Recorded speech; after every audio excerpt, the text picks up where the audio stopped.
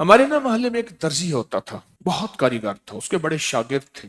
اصل وہ بکھر کا تھا، یہاں روزی روٹی ملی تو وہیں آ گیا، پرانے شہر میں رہتا تھا۔ تو وہاں اس کے ساتھ ایک عجیب معاملہ تھا، وہ جس دکان پہ بھی بیٹھتا، ساری عمر گھر بھی کرائے کا تھا، اس کی دکان بھی کرائے کی تھی، اور ساری عمر ایسی گزری۔ جس دکان پہ بیٹھتا تھا وہ اس دکان وہ کیا کرتا تھا، ویران دکان ڈھونڈتا تھا جس کی دکان کرائے پہ نہیں ہوتی تھی۔ غور طلب بات ہے، عجیب بات بتا رہا ہوں، یہ میرے دیکھے واقع ہیں۔ وہ ہمارے پڑوس میں کوئی 30 سال رہا، تقریباً 30 سال رہا۔ وہ ویران دکان لیتا تھا، نامور اتنا تھا کہ استاد کو آ کے دنیا ڈھونڈتی تھی، چاہے وہ گلی کے کونے میں جہاں بیٹھ جائے، اتنا کاریگر تھا۔ ویران دکان ڈھونڈتا تھا جس دکان کو کوئی نہیں لیتا تھا، پھر لکھواتا تھا کہ میں اتنے سال تک نہیں اٹھائے گا، وہ خوشی سے لکھ کے دے دیتا تھا، کیونکہ اس کو تجربہ تھا، اس کو نہیں تھا۔ اتنے اور بڑے بڑے طاقتور لوگوں کی گواہیاں ڈلواتا تھا کہ کل کو مجھے اٹھائے گا، کیونکہ میں کیسے اٹھاؤں گا، میری دکان کرائے پہ نہیں جاتی، تو مجھے کرایہ دے رہا، اتنے عرصے سے میری دکان بند پڑی ہے، میں کیسے اٹھاؤں گا؟ کہنے نہیں، وہ تو مجھے اٹھائے گا، پتہ ہے مجھے۔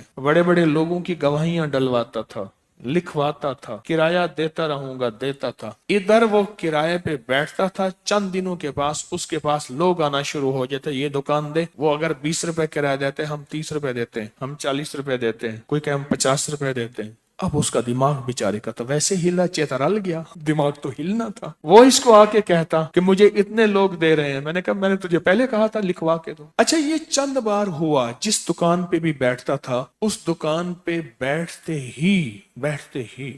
ہی اس کے ساتھ یہ معاملہ شروع ہو جاتا۔ اب یہ راز کسی کو پتا نہیں تھا، یہ راز ہے کیا اس کا، اس کے ساتھ کیا ہوتا ہے، اس کے ساتھ ایسا کیوں ہوتا ہے؟ اس نے نا ایک دفعہ یہ راز ایک بندے کو بتایا، اس نے مجھے بتایا، براہ راست میں نے اس سے بات نہیں ہوئی، لیکن ہمارا پڑوسی تھا، وہ ایک بندے کو اس نے یہ راز بتایا، ہمارا ایک رشتہ دار تھا، اس کو یہ راز بتایا اور اس کو کہا کہ میرے ساتھ یہ راز ہے۔ اس نے اب جو لفظ کہنا، پہلے میں وہ لفظ آپ کے سامنے بیان کرتا ہوں۔ کہنے لگا، بخت میرے اوپر پاگل ہے، اور مجھے اکھے بخت میرے اوپر پاگل ہے، میں نہیں چاہتا وال میں کو آتے ویلڑ میں دے، ویلڑ چپک جاتا ہے، چپٹ جاتا ہے، لپٹ جاتا ہے، میں نہیں چاہتا، آگے پھر مجھے لپٹ جاتا ہے بخت۔ اچھا، جس کی دکان آنے کی ہوتی ہے 100 آنے کی ہو جاتی ہے۔ اچھا، ادھر میں دکان چھوڑ کے جاتا ہوں کسی اور جگہ پہ، وہ دکان پھر آنے کی ہو جاتی ہے، پھر جہاں میں جا کے بیٹھتا ہوں پھر وہ 100 آنے کی ہو جاتی ہے، پھر وہ پیچھے والے مجھے آ کے بلاتے ہیں، آپ کی مہربانی آ جاؤ، اس سے کم کرایہ دینا۔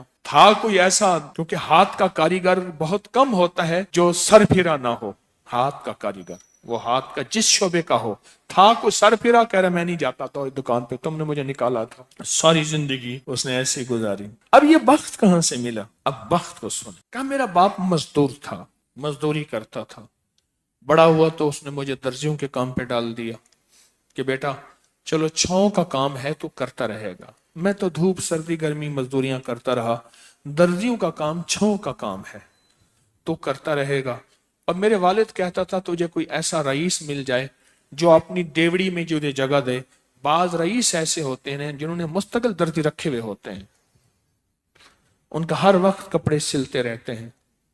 کہہ رہے دعائیں دیتا تھا والد مجھے کوئی رئیس مل جائے۔ کہ والد کا حادثہ ہو گیا، والد کی ٹانگ ٹوٹ گئی، والد کی بوڑھی والدہ تھی، ہم والد کی خدمت کرتے تھے، والد دعائیں دیتا تھا، ان پڑھ تھا، کسی نے والد کو اللہم صلی علی محمد بتا دیا، بس یہی پڑھتا تھا، اور ٹوٹی پھوٹی قل ہو اللہ پڑھتا تھا، باقی کوئی ابا کو پتا نہیں تھا۔ کہا میں درزیوں سے پیسے تھوڑے سے لاتا تھا، گھر میں فاقے آنا شروع ہو گئے، تھوڑے سے پیسے میں لاتا تھا، ابھی کام سیکھا نہیں تھا، استاد کبھی کبھار دے دیتا تھا، اور والد روز لاتا تھا، گھر میں سختی اور تنگی آنا شروع ہو گئی، بہت زیادہ غربت، تنگ دستی۔ ہماری ایک پھوپھی تھی، کہیں دور رہتی تھی، بہت بوڑھی تھی، والد سے بھی بڑی تھی، وہ آ کے ہمارے گھر اس نے قیام کر لیا کہ تمہارے والد کی خدمت کروں گی۔ اس کے بیٹے اسے ٹھوکریں مارتے تھے اور اس کی عزت نہیں کرتے تھے، وہ پھر گھر آ گئی۔ اب میری ماں مجھے دیکھے، میں اپنے دیکھوں، ماں نے کہا بیٹا آ گئی ہے، اس کی بھی خدمت ساتھ کرنی ہے۔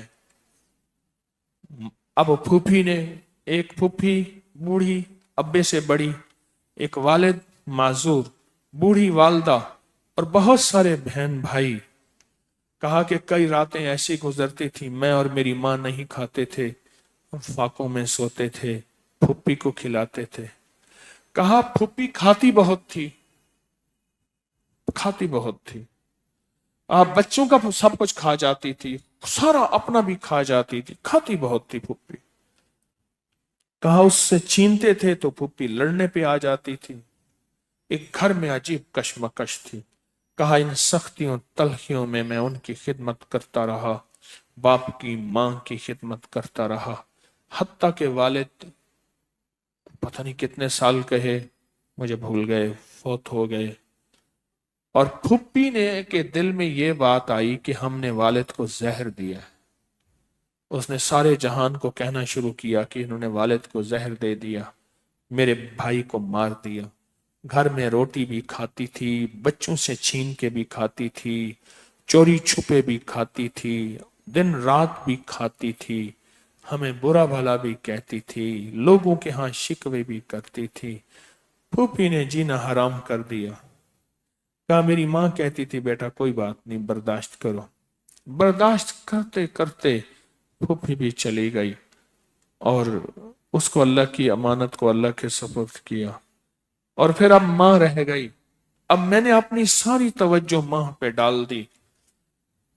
कहा अम्मा क्या करती, खाली छाबी नहीं होती है, छाबी रोटी तो थोड़ी सी होती थी, खा लेते थे, खाली छाबी हाथ में ऐसे लेके ना कहती अल्लाह इसको इतना बख्त दे, इतना बख्त दे, इसके साथ धरती लगे तो उसको बख्त दे, इसके साथ सुई लगे तो उसको बख्त दे, इसके साथ धागा लगे तो उसको बख्त दे, इसके कपड़े जो पहने उसको बख्त दे, इसको जो देखे उसको बख्त दे, इसको जो इसको देखे उसको बख्त।